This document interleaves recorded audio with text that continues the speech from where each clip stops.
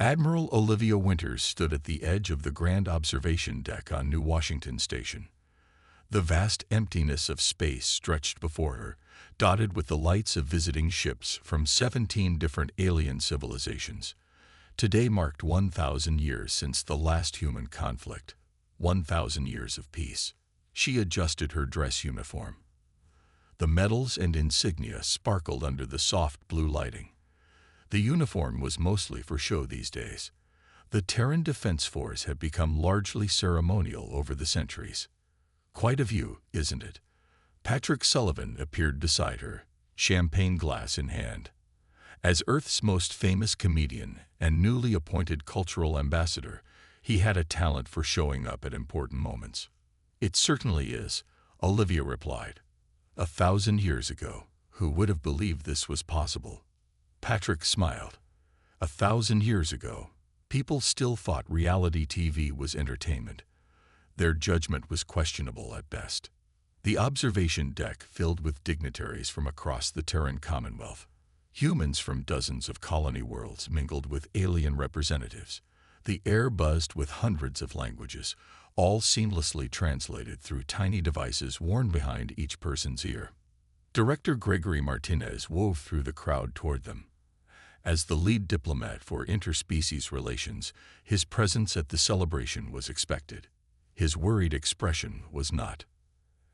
"Admiral, we have a situation," he said quietly. Olivia's smile remained fixed for the benefit of nearby guests. "What kind of situation?" "An unknown ship just appeared at the edge of our system. They're broadcasting on all frequencies. They're calling themselves the Valfori Dominion." "The who?" Patrick asked. "We've never encountered them before," Gregory explained. "No one has, apparently. I checked with the Zolaran delegates. They seem equally surprised." A hush fell over the room as all communication devices simultaneously activated. The celebration's pleasant background music was replaced by a harsh, clicking language. After a moment, the translation kicked in. "Attention, citizens of the so-called Terran Commonwealth," a deep voice announced. "This message marks the end of your expansion. The Valfori Dominion has observed your spread across the stars with growing concern. Today, we declare this expansion over." The large display screen at the front of the observation deck flickered to life. A shadowy figure appeared, their features obscured by elaborate armor and a helmet with a dark visor. Only a pair of glowing yellow eyes could be seen clearly. "For too long, we have watched from the edges of your known space. Your peaceful appearance does not fool us. We recognize a threat when we see one."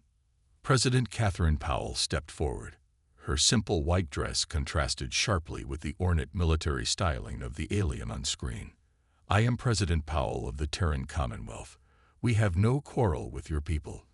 If this is first contact, perhaps we should begin with diplomatic." "Diplomacy is a luxury of the weak," the figure interrupted. "We are not weak. The Valfori Dominion hereby declares war on humanity and all its colonies.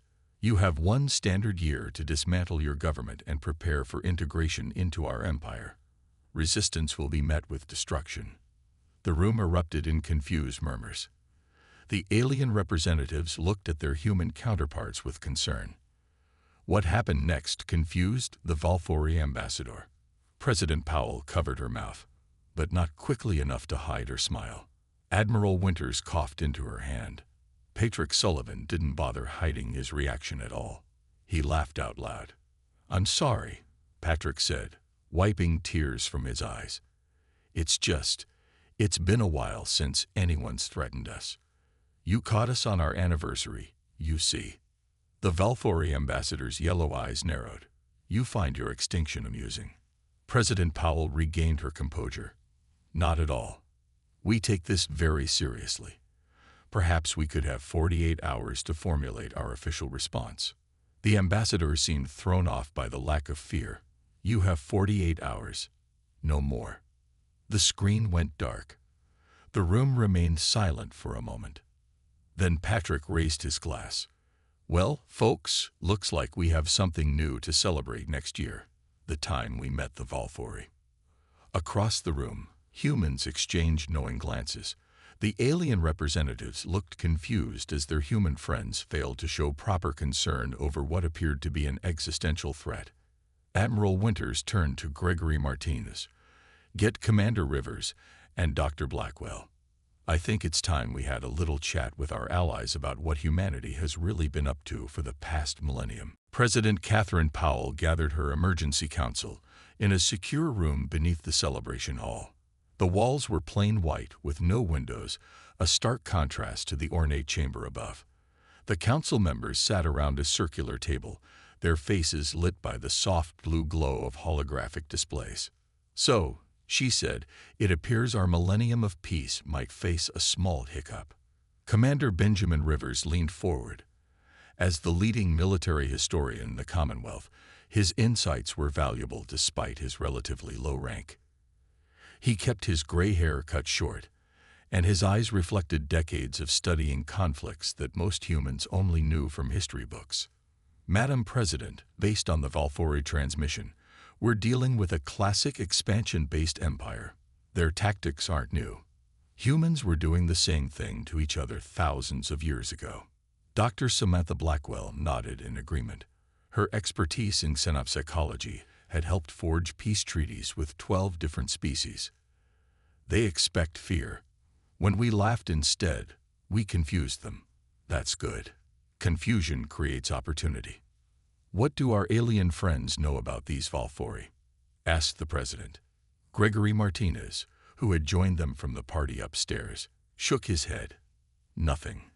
The Zolarans and Fomori delegates are as surprised as we are. They've never encountered this species before." President Powell tapped her fingers on the table. "Options. We have 3 paths forward," Commander Rivers said. "First, we surrender, which isn't really an option. Second, we show our full capabilities immediately and hope they back down. Third, we continue the charade of being unworried while we prepare a measured response." "I vote for option 3, said Dr. Blackwell. "If we reveal everything at once, we lose the advantage of surprise." The door slid open, and Admiral Winters entered with Patrick Sullivan close behind her. "Sorry we're late," she said. "We needed to keep the guests calm upstairs." Patrick grinned. "I told them it was probably just a prank show from one of the outer colonies. You'd be surprised how many believed me." The president smiled briefly before returning to business. "Admiral, your assessment." Admiral Winters brought up a holographic display showing the location of the Valfori ship.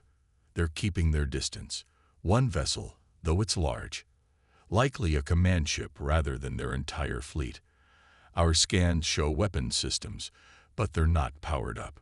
They're waiting for our response," Commander Rivers said. "Then let's give them one," President Powell decided. "But first, we need to have a conversation with our allies." 20 minutes later, representatives from the 17 allied species gathered in a larger conference room. Faces of every shape, size, and color looked expectantly at President Powell as she took her place at the head of the table. "Friends," she began, "for 1,000 years, humanity has proudly maintained peace. What you don't know is how we maintained it." The room fell silent. Even the translators seemed to pause. "Humans have a complicated relationship with conflict," she continued. "While we eliminated war, we never eliminated our understanding of it. In fact, we perfected it." The alien delegates exchanged confused glances. "The Terran Defense Force isn't just ceremonial," Admiral Winters explained. "Our ships are fully functional warships disguised as diplomatic vessels. Our personnel train constantly in combat simulations. We've developed weapons systems we've never had to use." Murmurs spread through the room. The Zolaran ambassador, a tall blue-skinned being, stood up. "Why keep this secret from your allies?" Commander Rivers answered, "To protect you. If any species had been forced to reveal our capabilities under duress, they could have done so honestly without compromising Earth's security." "And now?" asked the Fomori representative, her delicate wings fluttering with concern. President Powell's expression grew serious. "Now we need to decide how to respond to the Valfori. We don't want war. Nobody does. But we won't surrender either. Dr. Blackwell stepped forward. We propose a two-part response. Publicly, we'll invite the Valthori to join our community as equals. Privately, we'll send them a message revealing just enough of our capabilities to make them reconsider their threats. The room filled with discussion as the alien delegates processed this new information about their oldest allies. Patrick Sullivan watched from the corner, no longer smiling. For the first time in 1,000 years, humanity's greatest joke, that peace-loving humans were still the most dangerous species in known space, was about to be revealed. General Elizabeth Cole stood before a massive doorway hidden deep beneath the surface of New Washington. The metal door, unmarked and plain, slid open silently despite its enormous size. She led the small group, President Powell, Commander Rivers, and 3 stunned alien ambassadors, into humanity's best-kept secret. "Welcome to the Military Innovation Division," General Cole said it as lights activated automatically.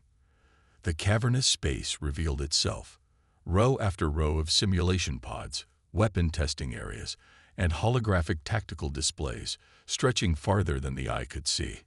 "This facility exists on every major human world," she explained. "Always hidden, always active." The Zolaran ambassador's blue skin paled to nearly white. "But the peace agreements, we all signed them. And we honored them," President Powell said firmly. "No human has harmed another sentient being in 1,000 years. We never broke our promise." "But this," the Fomori representative gestured at the facility with her delicate wings trembling. "His preparation," finished Commander Rivers. "Humans have a saying, hope for the best, prepare for the worst." They walked past a section where soldiers in lightweight training gear practiced combat maneuvers against holographic opponents that moved with frightening speed. "For a millennium, we redirected our natural competitive instincts," General Cole explained. "Instead of real wars, we created increasingly complex simulations. We developed weapons we never built. We designed defense systems we hoped never to deploy." Professor Alan Wright approached the group. His white lab coat contrasted with the military uniforms around him. As the lead designer of the simulation program, Warscape, he had created the most sophisticated war games in human history. "Our simulations account for every variable," he said proudly. "Weather, terrain, psychology, technology, even random chance. We've fought millions of theoretical wars against enemies we never met, including species like the Valthori," added General Cole. The alien ambassadors exchanged concerned glances. "You simulated war against us too, didn't you?" asked the Zolaran. President Powell nodded. "Against everyone. Not because we wanted to fight you, but because we needed to be ready if someone else did." They reached a central command area where dozens of officers monitored screens showing the Valthori ship. Lieutenant Joseph Garcia, a young tactical officer with dark hair and sharp eyes, stood as they approached. "Lieutenant Garcia holds the record for most successful defensive strategies in our simulation program," General Cole said. "He's never lost a theoretical war." The young man nodded modestly. "The Valthori ship matches patterns we've seen before. Their weapon systems are impressive but predictable. Their hull design suggests they prioritize offensive capabilities over defense." "Show them," ordered General Cole. Lieutenant Garcia tapped at a control panel. The center of the room filled with a holographic display showing the Terran Commonwealth's true military assets.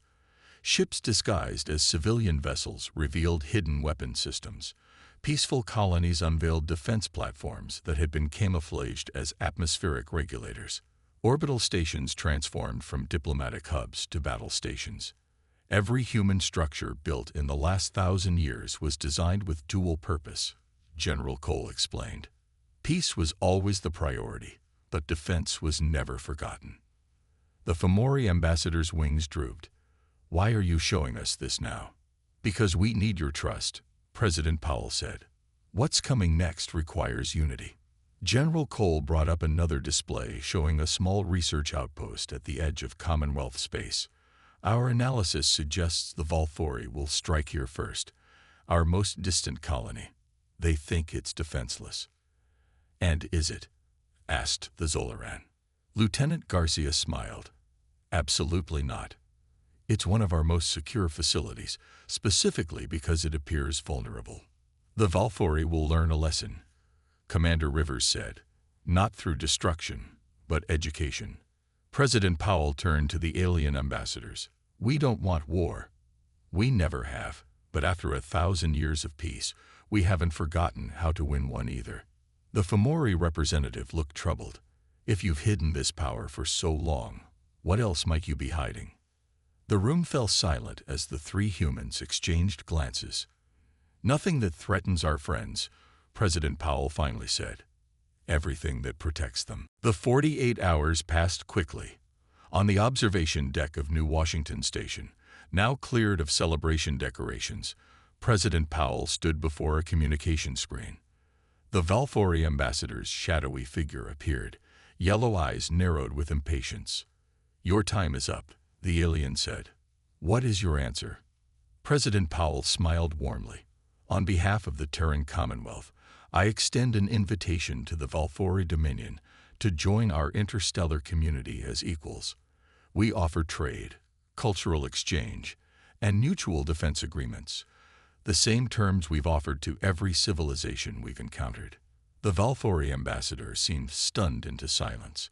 After a long pause, the alien spoke, voice dripping with contempt. You misunderstand. We are not here to join you. We are here to conquer you. We understand perfectly, President Powell replied calmly. Our offer stands. War benefits no one. Admiral Jason Phillips stood nearby, watching the exchange. As commander of the flagship TCS Liberty, he had overseen the quiet transformation of his vessel from diplomatic cruiser to battle-ready warship over the past 2 days. Your pacifism will be your downfall, the Valfori ambassador declared. Since you refuse to take our threats seriously, we will provide a demonstration. The screen went dark. Admiral Phillips turned to Communications Officer Sandra Morris, a woman with short red hair and steady hands. They've ended transmission, she confirmed, and our sensors detect their ship has left the system. Where are they headed? Asked the President. Admiral Phillips checked his datapad. Exactly where we predicted. They're on course for Horizon Outpost. Horizon Outpost was the Commonwealth's furthest research station, seemingly isolated and vulnerable. To outside observers, it appeared to be a small scientific facility with minimal defenses. Alert Engineer Daniels, ordered Admiral Phillips. Tell him it's time to activate the modular defense systems. Kyle Daniels had spent 15 years designing defense technology that hid in plain sight. His greatest achievement was the modular defense system now installed on every human outpost. What appeared to be standard communication arrays and atmospheric regulators could transform into powerful defensive weapons within minutes. On Horizon Outpost, Kyle received the alert and began the activation sequence. The small team of 50 researchers and technicians moved with practiced precision, revealing the outpost's true nature. Solar panels rotated to reveal energy weapons. Weather monitoring equipment extended into defensive shields. Even the outpost's small garden transformed, the irrigation system becoming a particle barrier. Dr. Natalie Chen, specialist in non-lethal combat solutions, supervised the final preparations. Her team loaded specialized containment rounds designed to disable ships without destroying them. Remember, she reminded everyone, our goal is to educate, not exterminate. The Valfori ship appeared at the edge of the system 6 hours later. It moved confidently toward the outpost, weapons systems powering up. 3 smaller attack vessels deployed from its hull, spreading out to surround the seemingly defenseless station. Admiral Phillips watched from the TCS Liberty, now positioned just out of range of the Valfori sensors. Begin recording, he ordered. The Commonwealth will want to see this. The Valfori opened communication channels to the outpost. Surrender your facility or be destroyed. You have 1 minute to comply. Dr. Chen responded herself. Horizon Outpost acknowledges your message. We choose option 3. There is no option 3, the Valfori commander replied. There's always option 3, Dr. Chen said with a smile. Begin defensive measures. The outpost sprung to life. Defense systems activated simultaneously, surrounding the station with layers of energy shields. Targeting systems locked onto the Valfori vessels, not aiming for critical systems, but for weapons and engines. The Valfori ships opened fire, their energy weapons, powerful enough to reduce the outpost to ash, collided with shields that absorbed and redirected the energy harmlessly into space. Containment rounds authorized, Dr. Chen ordered. The outpost returned fire. Precision shots disabled the smaller Valfori vessels without causing catastrophic damage. The ships drifted, powerless but intact, their crews unharmed but unable to continue fighting. The main Valfori vessel attempted to retreat, but found itself caught in a tractor field that gently but firmly held it in place. From the TCS Liberty, Admiral Phillips sent a message to the trapped Valfori commander. Perhaps now would be a good time to reconsider our offer of diplomacy. Back on New Washington, President Powell received the report of the brief, one-sided engagement. Not a single human or Valfori life had been lost. The demonstration was complete. News of the failed attack spread quickly across human space. The Valfori ships remained contained near Horizon Outpost, their crews unharmed but their weapons disabled. For 3 days, silence came from the Valfori homeworld. On the 4th day, long-range sensors detected movement. The Valfori main battle fleet had launched, nearly 50 warships heading toward the core human systems. Tactical Commander William Hayes stood on the bridge of his command vessel. At 42, he had spent his entire career training for a conflict that had never come. Until now. All ships, battle formation Sunflower, he ordered calmly. 20 human vessels moved into position, each one previously disguised as a science or diplomatic ship. Sir, the Zolarans and Fomori are offering assistance, his communications officer reported. Commander Hayes smiled. Thank them for their offer, but inform them that we'll handle this. Tell them this will be a teaching moment. The human fleet waited at the edge of the Arcturus system. Unlike the research outpost, these ships made no attempt to hide their transformed nature. Weapon systems gleamed visibly. Defense shields shimmered in the light of the system's twin suns. Captain Frank Rodriguez commanded the first engagement squadron. His 5 ships would make initial contact with the Valfori fleet. All crews, this is Captain Rodriguez, he announced over the fleet-wide channel. Remember your training. Non-lethal measures only. We're here to educate, not exterminate. His weapons officer, a young woman with steady hands, looked up. Sir, do you really think we can stop 50 warships without casualties? Lieutenant, we've simulated this scenario over 700 times. The captain replied. Our worst outcome had 3 human injuries and 27 Valfori casualties. I'm aiming for 0 on both sides. The Valfori fleet dropped out of faster-than-light travel directly in front of the human ships. Their formation was impressive. A classic attack pattern designed to overwhelm enemies through sheer numbers. Open a channel, Captain Rodriguez ordered. All frequencies. When the connection established, he smiled broadly at the Valfori fleet commander. Good day. Welcome to the Arcturus system. We've been expecting you. The alien commander, visible now without the shadowy effect of earlier communications, appeared reptilian with scaled skin and those same glowing yellow eyes. You mock us with your tiny fleet, the commander hissed. We will destroy you and continue to your homeworlds. Before you try, Captain Rodriguez said casually, you might want to watch this. He nodded to his communications officer, who transmitted footage from the Horizon Outpost engagement. As the Valfori commander watched his advance forces being effortlessly neutralized, his expression shifted from confidence to concern. That was a small outpost with minimal defenses, Captain Rodriguez explained. What you're facing now is an actual battle group. We'd really prefer to avoid the hassle of disabling all your ships. The Valfori commander snarled. We will not be intimidated by bluffs. Fair enough, Rodriguez replied. First Squadron, demonstration maneuvers. The 5 human ships moved in ways that should have been physically impossible. They accelerated at speeds that would have crushed organic crews if not for the inertial dampening fields. They performed turns that seemed to ignore the laws of physics. Over open communication channels that they knew the Valfori could intercept, human crew members chatted casually.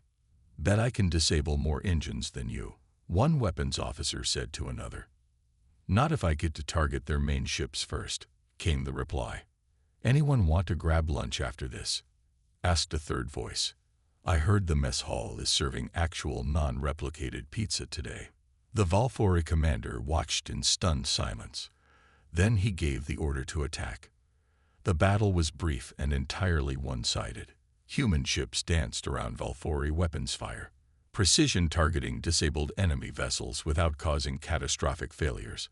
Some Valfori ships found their weapons systems were routed, firing harmless light shows into empty space. Within 30 minutes, half the Valfori fleet drifted powerless. The rest maintained position, weapons hot but not firing. Commander Hayes opened a channel to all vessels, human and Valfori alike. This exercise is now complete. Thank you for your participation. Valfori vessels with functioning engines are permitted to return to your territory. We will tow the disabled ships to a neutral location for your retrieval. From the lead Valfori ship came a simple message. How is this possible? You were peaceful for 1,000 years. Commander Hayes smiled. Peace was never the absence of strength. It was the result of it. 3 days after the one-sided battle, a message arrived from the Valfori homeworld. Their Supreme Council requested a face-to-face meeting. President Powell agreed immediately. The meeting was set on a neutral space station at the edge of Commonwealth territory. Secretary of Defense Victoria Lawson led the human delegation. Tall and composed, with silver hair and piercing blue eyes, she had predicted the Valfori tactics with remarkable accuracy. They'll send 3 representatives, she told her team as they prepared. They'll sit with their backs to the wall. They'll bring hidden scanning devices. And they'll be terrified. Dr. Howard Mitchell, an anthropologist specializing in military cultures, nodded in agreement. Fear makes them dangerous. We need to be careful. Not just careful, Victoria corrected. Compassionate. The Valfori delegation arrived exactly as predicted. 3 high-ranking officials, all wearing elaborate armor despite the station's weapons prohibition. They moved stiffly, eyes darting around the meeting room. Victoria stepped forward with a warm smile. Welcome to Station Harmony. I'm Secretary Lawson. The lead Valfori, a female with darker scales than her companions, responded formally. I am Supreme Commander Kilzek. We come seeking understanding. As they sat around a circular table, Victoria noted how the aliens positioned themselves with views of all exits. Their postures screamed defensive preparation. You wish to know how we defeated your fleet, Victoria said directly. The Valfori commander's yellow eyes narrowed. We wish to know how a species at peace for 1,000 years fights like one born for war. Victoria nodded to Dr. Mitchell, who activated a holographic display in the center of the table. It showed human history, ancient battles, world wars, the nuclear age, and finally, the Great Peace. Humans have always excelled at 2 things, Victoria explained, fighting and learning. For thousands of years, we fought each other constantly. We became very, very good at it. The display shifted to show the early peace conferences, the formation of the Terran Commonwealth. When we finally achieved peace, we faced a question. What do you do with thousands of years of military knowledge? Forget it. That seemed dangerous. So we found another path. The hologram showed the first military simulation centers, the early training programs. We redirected our military instincts into theoretical scenarios. Every generation of humans has trained for conflicts that never came. We built weapons we never used. We designed strategies for enemies we never faced. One of the Valfori spoke up. But why hide this? Why pretend to be defenseless? Victoria smiled sadly. We never pretended to be defenseless. The universe assumed we were. There's a difference. Dr. Mitchell added, in your culture, peace equals weakness. In ours, peace is strength properly contained. The display showed the Horizon Outpost engagement, then the fleet battle. Both ended without casualties. 1,000 years ago, Victoria continued, we would have destroyed your ships and celebrated the victory. Today, we disabled your weapons and invited you to talk. That's what a millennium of peace taught us. Not how to surrender, but how to win without destruction. Supreme Commander Kilzek leaned forward. Our intelligence suggested you were vulnerable. Your expansion seemed undefended. Your intelligence was incomplete, Victoria said. You saw what everyone sees. Our scientific achievements, our cultural exchanges, our diplomatic missions. You missed what we've hidden in plain sight. Lieutenant Commander Diane Foster, who had personally boarded the first captured Valfori vessel, joined the conversation. Your ships are impressive. Your weapons technology is advanced. But your tactical thinking is predictable. She pulled up diagrams of Valfori ship designs. You focus on offensive capability at the expense of crew safety. You prioritize weapon power over precision. These are choices a species makes when winning matters more than surviving. The Valfori delegates exchanged glances. Finally, Supreme Commander Kilzek asked the question they had traveled across space to ask. What happens now? Victoria Lawson closed the holographic display. That depends on you. We've sent repair teams to your disabled vessels. Your injured crew members are receiving medical care. When they're ready, all your ships and personnel will be returned. The Valfori looked stunned. You're releasing our warships. Of course, Victoria replied. We have no interest in prisoners or trophies. We do, however, have interest in new friends. She slid a data crystal across the table. This contains our standard diplomatic package. Trade agreements, cultural exchange programs, scientific cooperation initiatives. The same offer we extend to all species we encounter. Supreme Commander Kilzek stared at the crystal, then at the humans.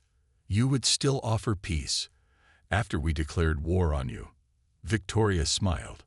1,000 years of peace didn't make us forget war. It taught us something much more valuable, how to forgive. The Valfori delegation returned to their homeworld with the human peace proposal. For 2 weeks, silence fell across communication channels. Commonwealth officials waited patiently while the alien civilization debated internally. Ambassador Edward Collins prepared for his new role. As the newly appointed envoy to the Valfori, he studied everything humans knew about their recent adversaries. His apartment on New Washington filled with cultural notes, language guides, and biological reports. You're overthinking this, said Supreme Commander Zara Wilson, who had stopped by to check on his progress.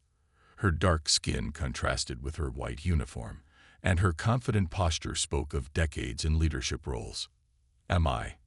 Edward asked, looking up from his studies.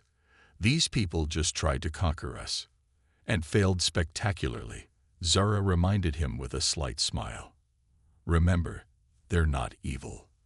They're just working from a different playbook. Edward nodded. Their entire society is built around expansion and strength. Peaceful coexistence isn't in their vocabulary. Then your job is to teach them new words, Zara said. A chime sounded, indicating an incoming priority message.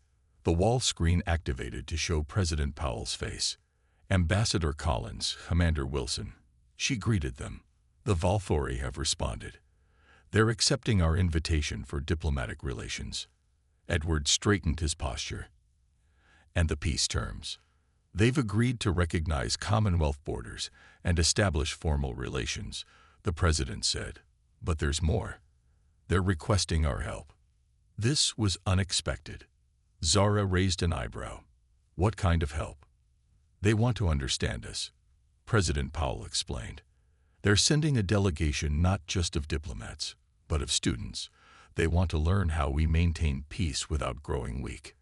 After the call ended, Edward turned to Zara. Well, that changes my approach considerably. 3 days later, the first official Valthori diplomatic vessel arrived at New Washington. Unlike their warships, this one was smaller, with cleaner lines and less obvious weaponry. It still looked intimidating compared to the elegant human ships, but the effort to appear less threatening was noticeable. Cultural liaison Paul Jackson joined Edward and Zara in the welcoming committee.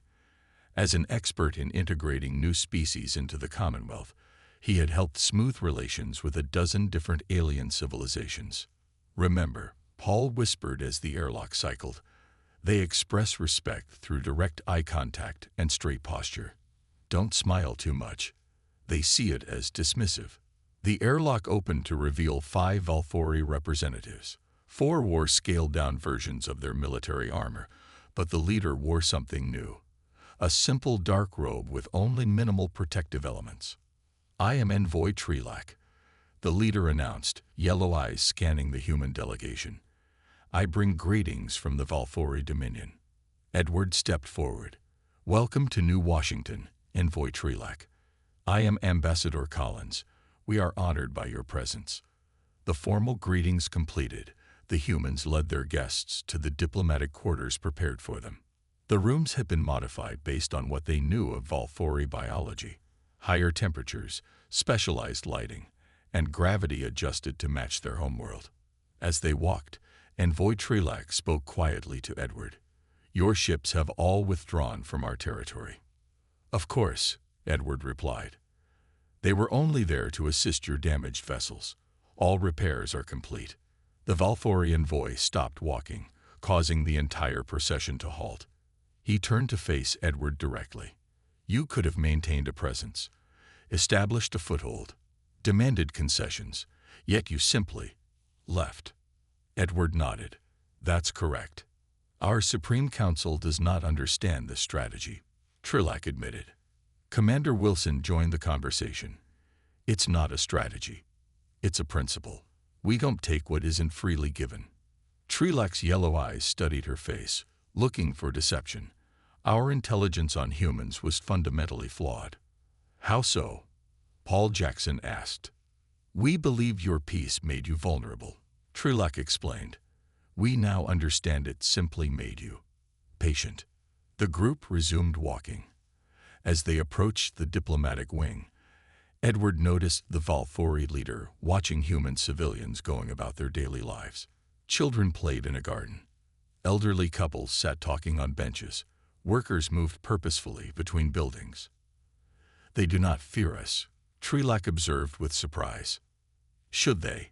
Edward asked. 1 year passed quickly. On the anniversary of what humans now jokingly called the 6-Day War, a special ceremony took place on New Washington.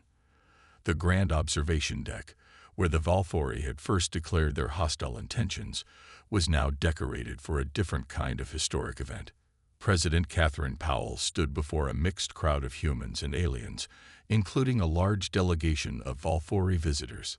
Her white dress, similar to the one she had worn a year ago, symbolized the continuity of peace.